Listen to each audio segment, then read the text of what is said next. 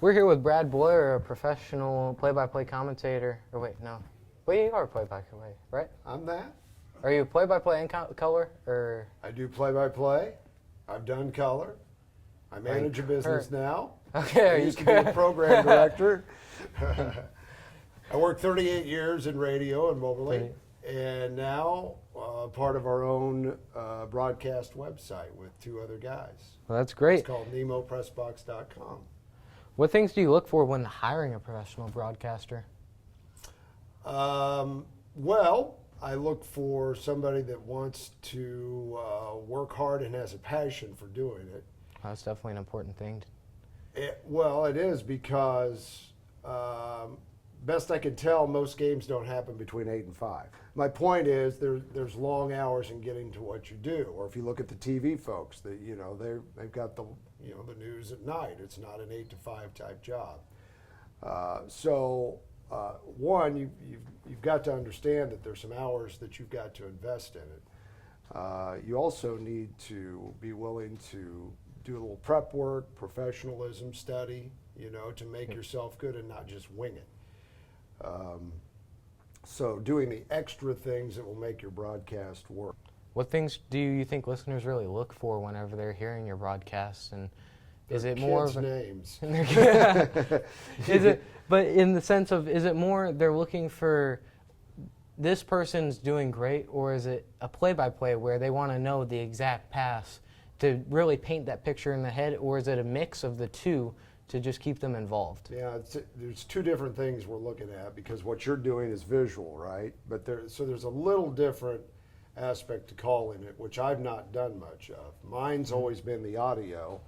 So that's the cool thing for me because now I'm their eyes. So I have to paint the entire picture. You're the storyteller. So I'm telling the uniform colors, and I'm telling them what direction they're heading, and I'm telling them where they've caught the ball in relation to the arc, and I'm telling them where they are in relation to the basket.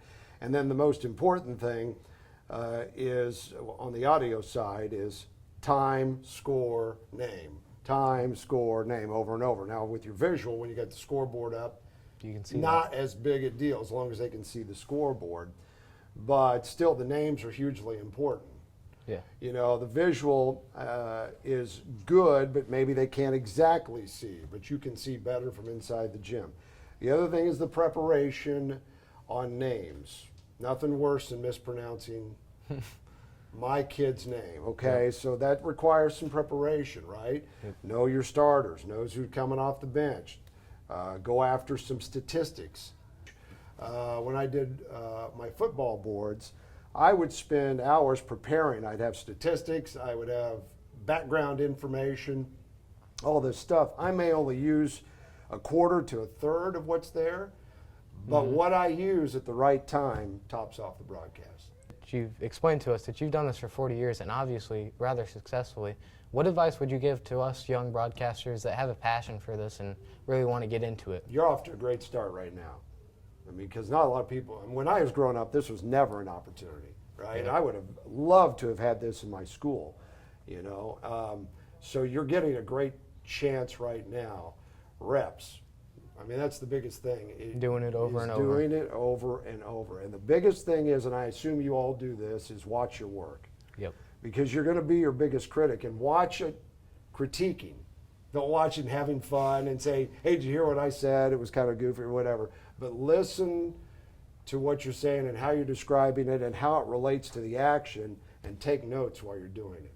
Yep. I always used to tell our guys, listen back to your broadcast and take notes. Because I can tell you some things, but you're going to find things quicker than I. It's just like, I wish I'd have said that, or I wish I had this ready, Yep. So, preparation, huge. And like I said, not just on Marion County, but do your work on the opponent. You want to be respectful of the opponent, okay?